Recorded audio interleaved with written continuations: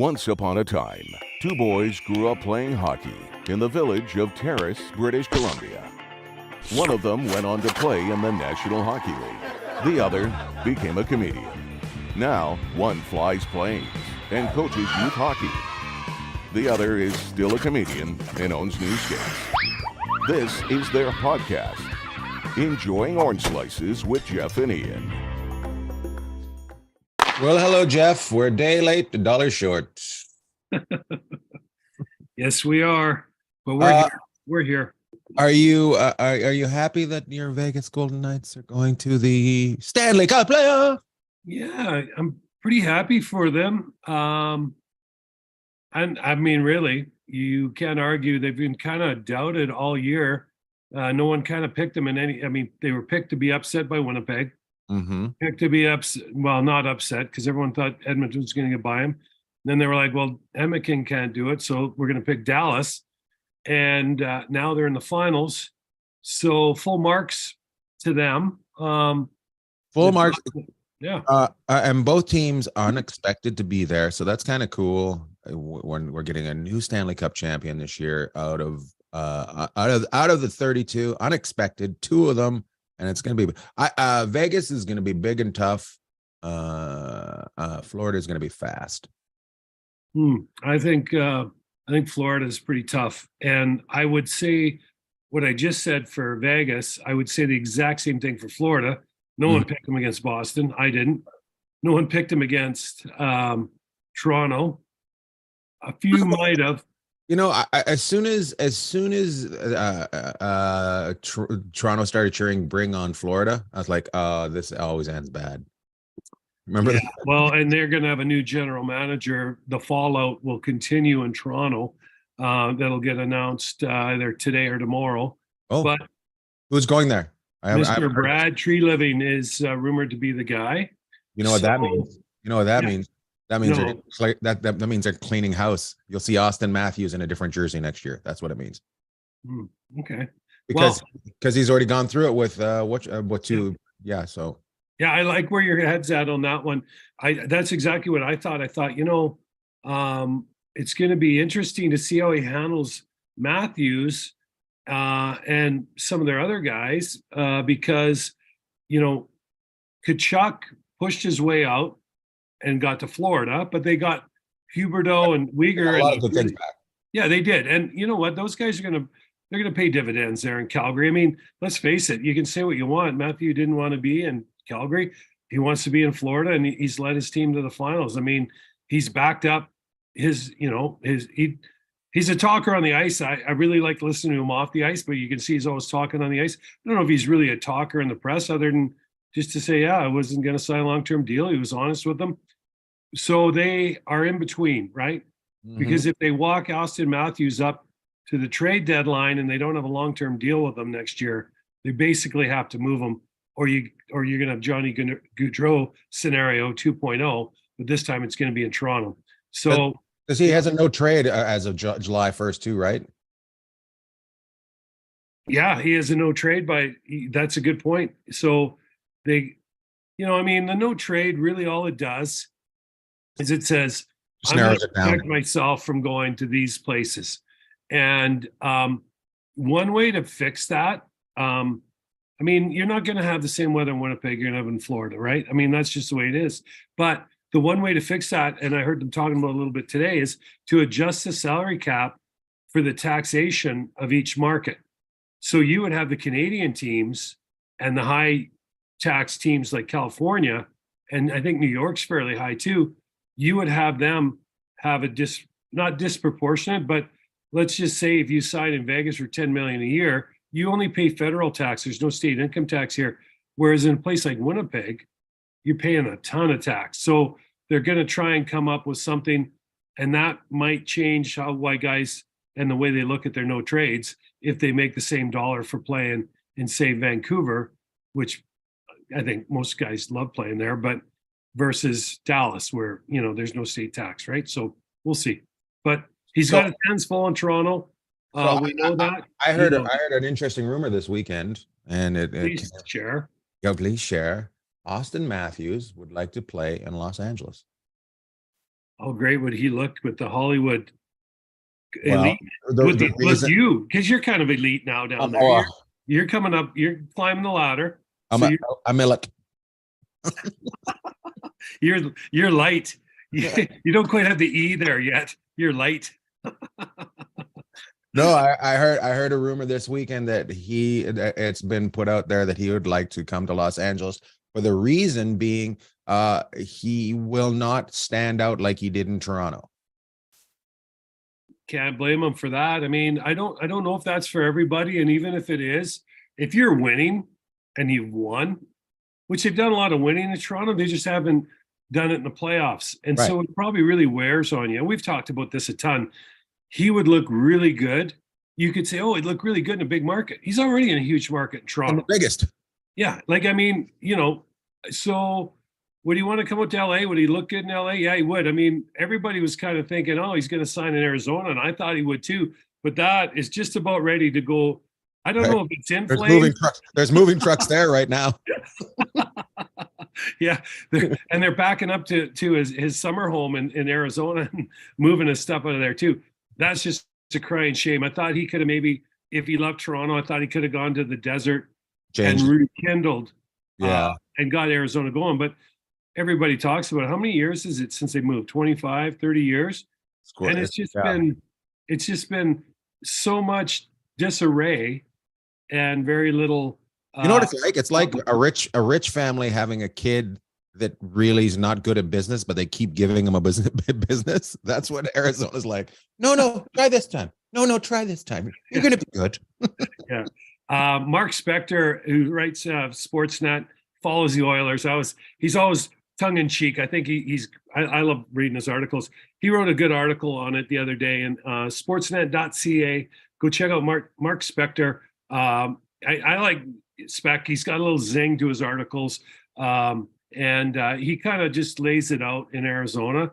He's like, we're getting to the point here where we've had billionaire supposedly after billionaire, and this guy has money and that guy has money, and then they're not paying, and then they're partially paying, late paying stuff. Just not a good way to do business. Like, there's only 32 teams in NHL. There's a standard that I think that the league is trying to operate at, and Arizona hasn't met that standard, although I would love to see it succeed there. Obviously, something happened on the way to Grandma's house, especially with that vote for that new rink in Tempe, and they just torpedoed that. So I know it's kind of ironic we're talking about Arizona right now too in the Stanley Cup Finals, because how about the quote from Bruce Cassidy the other night on the turnovers in the Vegas game when Dallas that was great. 5? He could tell he probably wants that one back, but his quote was, "You're probably not going to beat the Arizona Coyotes in January when you turn the puck over 24 times." So I don't know if it was the second period of the game. And I imagine after, and he goes, "Oh, no disrespect," but he already knows the cat's out of the bag. So when Vegas and Arizona play next year, you might want to tune in for that one, because the bulletin board material was provided to them in May. So I love it when a guy will say no disrespect as they're saying something disrespectful to you. Yeah, he's, the thing is, and we'll get back to Vegas and Florida here. The cool thing about this series is two of these coaches got to know Paul a little bit, Paul Maurice, just through Flats when they came through. They were here, obviously, in the conference finals in the first year of the Knights' existence, and then a couple other times, just, hey, how you doing? Have a conversation, talk a little hockey, not much. And I just love what a deep thinker and how he thinks the game and the job he's done in Florida. And he is kind of like must-see TV in his press conferences and his interviews. He really controls the room really well. And Bruce Cassidy's awesome on the other side because he just tells you the way he sees it. Very upfront, very open, very honest. Both of them are. And so you have two coaches that were in other organizations at this time last year, or actually Paul had already left Winnipeg. But these are two new head coaches in these organizations. And I mean, it just adds to the great story in Florida and Vegas this year. It's got to be chapping Boston's ass that they were the team, the best team ever of all times, and their coach that couldn't get them to the promised land is now at the promised land. Yeah, it's huge. And then the team that could barely get in beat them. I want to say that this is going to be a quick episode, no guests. We're just going to keep this to about 15 to 20 minutes. Talk about the Stanley Cup playoffs, a couple other things. Brought to you by Heady Gear, headygear.com. Go get yourself a backpack, put a Stanley Cup championship on the back of it, whatever you want to do. An orange slices, go to headygear.com, use bag, get the pass, get a 20% discount, not a pass. 20%. A pass, like a fast pass for cars at California Adventure. That's right. You can go in the HOV lane with this bag.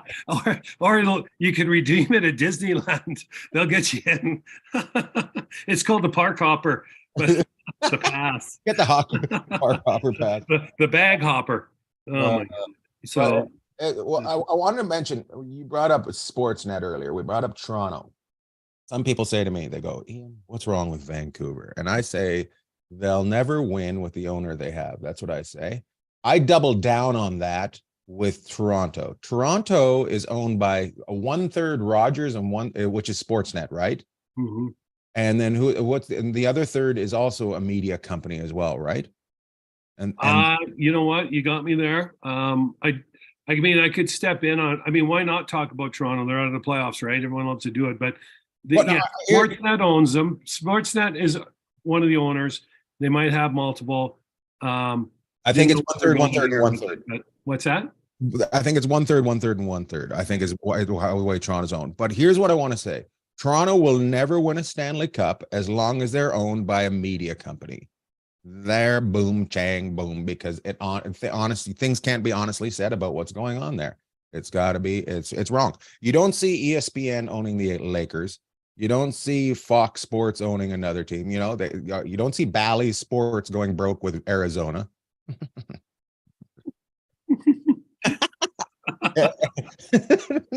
I think it's a huge mistake that they own them. Anyways, boom, over to you. Yeah, I'm not going to argue that, but here's what you got to look at, and we'll get off Toronto and back onto Vegas and Florida here in a second, and we can talk Dallas and Carolina a little bit if you want. But here's the deal. At some point, you can only move so many players and so many managers and so many coaches out, right? And then you got to start looking, like you had mentioned earlier, about your thoughts on Vancouver and Toronto. As you start to move up the ladder and get higher into the organizations, I mean, that's really how they tick. These organizations, you like to build something from the bottom up, but these organizations, a lot of them are top down because it starts with the ownership and the leadership that the ownership puts in place. Mm-hmm. And so Brendan Shanahan had a heck of a career. He's been in Toronto for a while now. Somehow they couldn't figure Dubas out. Dubas went out and got all the players. I think Pittsburgh's hot to trot after him. Probably a couple other teams are, as a young guy. They're going to bring in Brad Treliving, who's I think a really good hockey guy.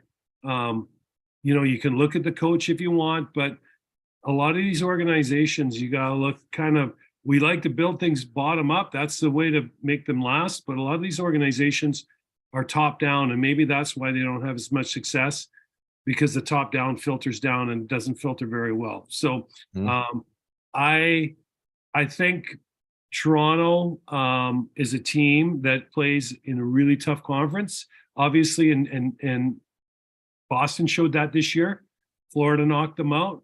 And I mean, you look at Florida, what's there not to like about their team? So you got to be careful in some regards, but I'm not going to argue with you on ownership. I think that sets the table for everything else. Mm-hmm. Absolutely. My goodness. Okay.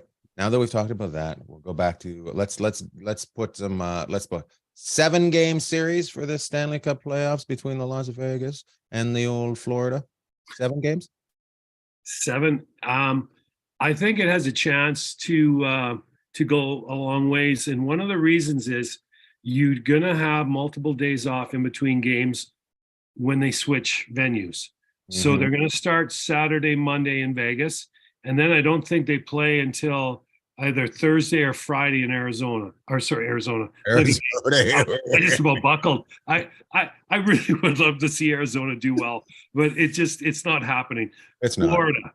Okay, so you're gonna have multiple days. So you're gonna play in Florida after you play in Vegas on either, I think it's either Thursday or Friday, right? And then you'll play a day later.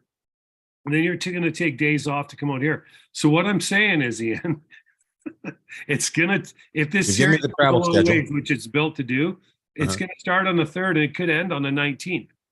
And so if a team gets down or a team gets exposed somewhere, when they play back to back, it's really tough. As you saw with Dallas the other night, Dallas looked unbelievable in game 5, and then they looked like a totally different team in game 6. If they'd have had a day or two in between games, catch their breath, maybe let Vegas think about it a little bit more, recalibrate and go back after them, but they just didn't have it. And so Vegas was able to didn't have to sit and stew on it for a couple of days. They were able to get right back into Dallas and win the series. So this is my only thing on this series, which I think could push it, because you're going to have multiple days in between games 2 and 3, and then 4 and 5, I believe, to make adjustments if things aren't going your way. So you would look at this and think 6 games. Plus, these guys don't know each other, so I would expect them to get to know each other right away on Saturday night. And Florida's been successful by having teams bend to their way of playing hockey. And that is in your face, greasy, really strong defense. They love the scrums. They're out there, chirping guys and doing their thing. And of course, their goaltending has been phenomenal. So I would look for more of the same from Florida, that recipe of hard-nosed hockey in your face, scrumming it up, especially if it's not going their way, slow the game down a little bit. And Vegas is going to want to play a little bit more up-tempo, I think. So it'll funny. be. I had them going the other way. You had them flipped. I know. I had Vegas don't see it that way. Oh, that's interesting. That's. I'm not saying Florida can't skate. I'm not saying that. I mean, there's just a little younger, aren't they? Well, I don't know if they have some youth in their lineup. I mean, like the Stahl brothers are in their mid to late 30s. I mean, Bobrovsky's been around a while. Agudas has been around a while. Barkov's been around a while. So, Montour, these guys, they've been around, Ekblad. So they're not super young. They do have some depth that's maybe a little bit younger, but I do think Florida has made teams really be able to bend to the way Florida wants games to go. And they were able to do it once the series was 3-1 and Boston started making mistakes. Florida just waits around and then they're really good defensively. I mean, so I think you'll see them try and establish that kind of game plan. Like I thought they bullied Carolina a little bit. I really did. I thought, and a lot of this could be too how the refs, how tight they call it. If they're calling 1 or 2 penalties a game, I think that, really a lot of people say that really gets into Vegas's favor. Mm-hmm. If they let the stuff go after the whistle, that's going to go into Florida's favor. Interesting. Yeah. I think the thing that should be noted is it was 2 or 3 years ago, maybe 4, that Florida won the President's Trophy and then was knocked out in the first or second round. And they didn't panic. They made some changes. They went through some rough things, but they kept the core the same. And here we are again, which is kind of what Tampa did, but a little quicker.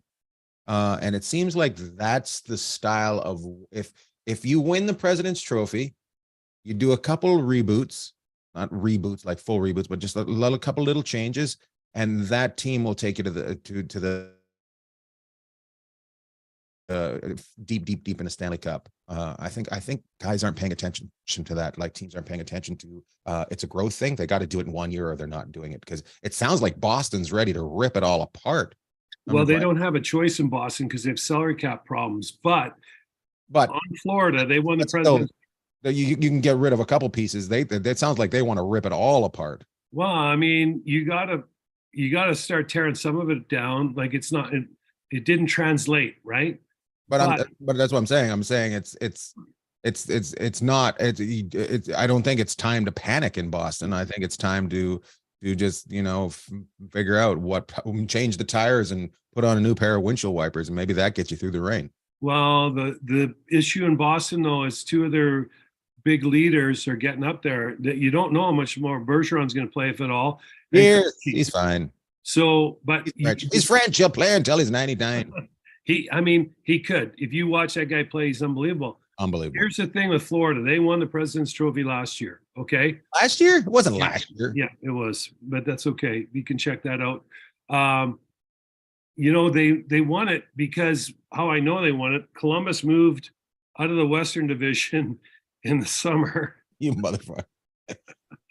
So, yeah, they beat Columbus to win in the last game of the season. Did they also win it a couple years ago though?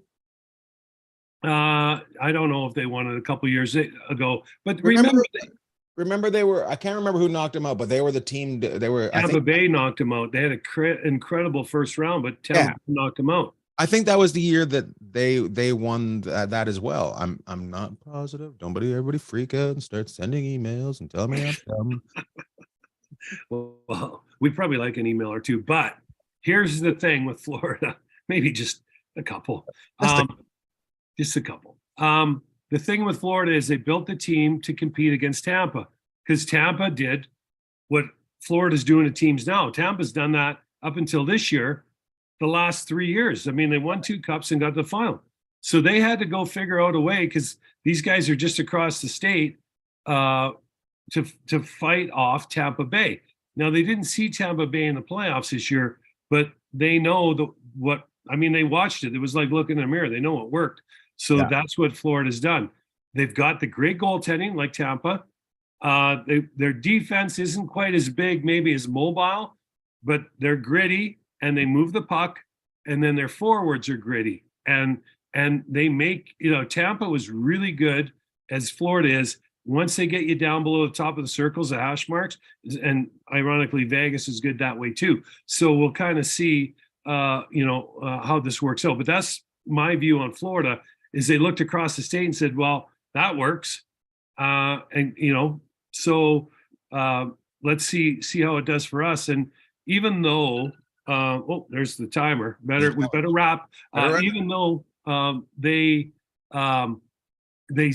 snuck in supposedly, right? They had to go on a big roll in the last half of the season to make it. And those are always the most dangerous teams. I said it for Tampa and Toronto, and it's no excuses because Tampa's known where they're going to be in the standings the last 3 years, and they won the cup in 2 of those before this year. But Florida was always playing for something, which was their lives. Tampa and Toronto, not so much. And Boston, but Florida's experienced adversity. People really didn't have them in the cup final. Vegas is kind of similar, although Vegas had a different flip on that. Vegas, all they did was win all year, and people still doubted them. And now they're like, well, we don't know, right? But so these two teams, even though I think they're contrast style a little bit, not a lot. There's a lot of similarities. I think both teams are kind of left off on the side of the road, and I think that's what makes the Stanley Cup Final so compelling. You have these two teams that people bet against all year, and certainly in the playoffs, and both teams have risen to the occasion. Truth. Jeff Sharp, truth. My goodness. Let's pick a player I'm gonna pick my favorite player from the Florida, my MVP from the Florida Panthers. You pick your MVP from the Las Vegas Golden Knights, otherwise known as the Vegas Golden Knights. I'll go first. Here we go. Bobrovsky.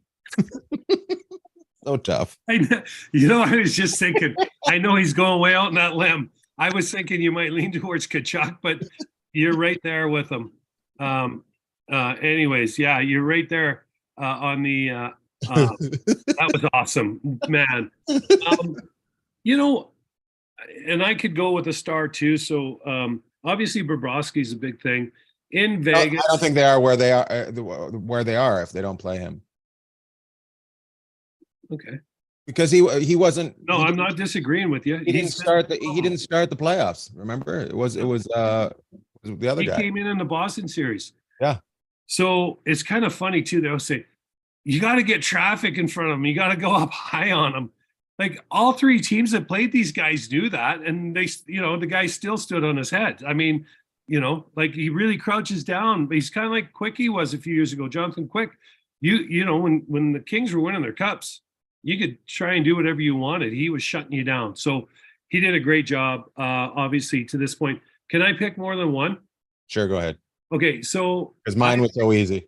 I know, yeah. Well, I'm going to go a little bit different because it'd be easy to take someone like Eichel or, that. But I'm going to pick my MVP. So if Florida wins it, you're taking Bobrovsky. If Vegas wins it, I'm just going to take a line. I'm going to say Vegas's fourth line is going to be the difference in the series if they win it. Vegas's fourth line. Okay. Because if those guys play like they did against Dallas the other night, and so I'm talking about depth, it would be easy to go, yeah, I think Eichel's going to do it, or Wild Bill's been unbelievable, and I think Pietrangelo obviously is going to play 25 minutes a night. It's going to be a huge part of it, but I'll go with a group of guys. I'll go with the line, whoever's on the fourth line, which right now for Vegas is Kolzar, Waugh, and Carrier. If those guys continue to play like they did, they were like a dog on a bone, game 6 against Dallas. And that was really a huge difference in that series in the end. And the fact that, on a side note, Ottinger played his 81st game the other night. Isn't that amazing that a kid could play that many games as a goalie in the league in a year? So, question for you, maybe that was too many. Maybe that. But if you're Pete, right? It's like the same argument. And we love Pete DeBoer on this show. A lot of people that watch, if you haven't seen the one where we did with Pete, go back and watch it. I've got a bunch of people in Vegas that have come up and said, Sharps, you know what? This is a side of the man we never saw. And I was like, you don't get to see that side during the season because it's all business. But I would say the same thing that people, and I get on Edmonton. I'm like, Edmonton, you guys got to play your depth more. But if you ask any coach in the league, and they have Draisaitl and McDavid there, right?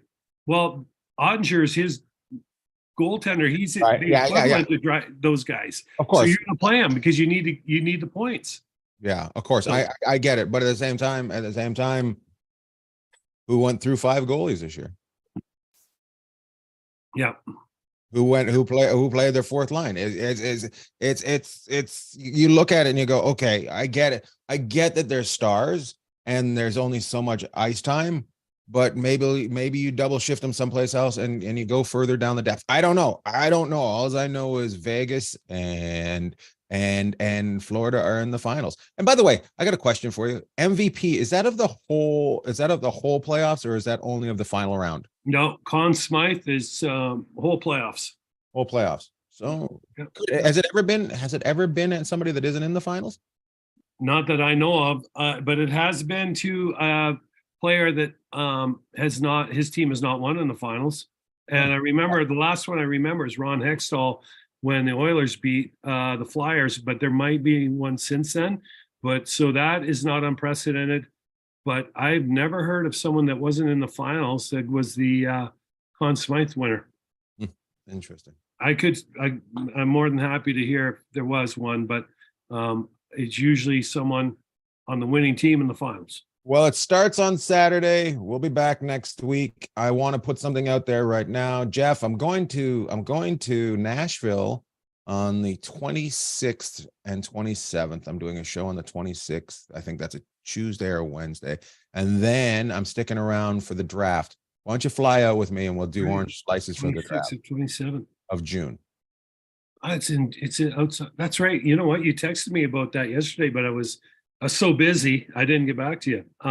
26 and 20. Could you imagine doing slices from the draft floor? Come do it. Well, we'd have 32 GMs and probably most of the coaches there. We could probably come and do it. We could do. I can get us in for sure. We can do it. All right. I'll put it in the old Rolodex and put in the request. Put in the request line. Boom. Put that in the suggestion box and file it away. Okay. And the other thing I want to point out, people, Jeff is wearing the Orange Slices designed t-shirt. This is the first one that we've designed. He's put the small. This is his choice. He would like the small logo there, as you can see on his left shoulder. He likes that. I like that. If you can't see this, lift up. Okay, there it is. Now you lift up. You want it where the Weber barbecue is on yours. But you want a bigger one than that. It doesn't have to be bigger than that, but it is. I would like it a big logo. So would you like the big logo or would you like the little logo? Send us a message. Let us know. All right. Okay. Who's your shout outs this week? My shout outs to Keith Axelson and his family. His mom's really sick. She's in hospital up in Terrace, British Columbia. So we're sending our best wishes to the Axelson family, Judy, mom, and yeah. I'm probably saying her name wrong. It's probably Juby. No, she's dealing with some stuff up in hospital, and we're sending wishes out to them. Absolutely. Absolutely. And I'm going to, since you're going to Nashville, I am going to shout out to an ex Vegas Golden Knight that I saw yesterday. So on, let's see, the 30th of May, the Vegas Golden Knights alumni had their second annual golf tournament in Vegas, which Shea Knighty, Derek England is the president, Shea Knighty, and Aggie's wife, Melissa, was there along with Rob, who's actually the guy overseeing it all now, did an unbelievable job. So shout out to them. But what was really cool is the real deal, James Neal, showed up yesterday, and it was kind of cool because Aggie's the first guy to kind of retire and of the Knights. Now James Neal's retired, and he came out for the alumni golf tournament. And slowly but surely, as the Knights kind of get a little bit longer in the tooth, you're going to start seeing these guys come out. So he lives in Nashville. Shockingly enough, when you said Nashville, I'm like, I got to get a shout out to the real deal, James Neal, who scored the first, I think, ever Vegas Golden Knights goal, but he definitely scored the winner in their first game in Dallas and was a huge part of the success their first year in the league. And so shout out to James Neal, who looks great. Looks like he could go back and play tomorrow. So nice. Yeah. I love it. Well, love to all. Love to all.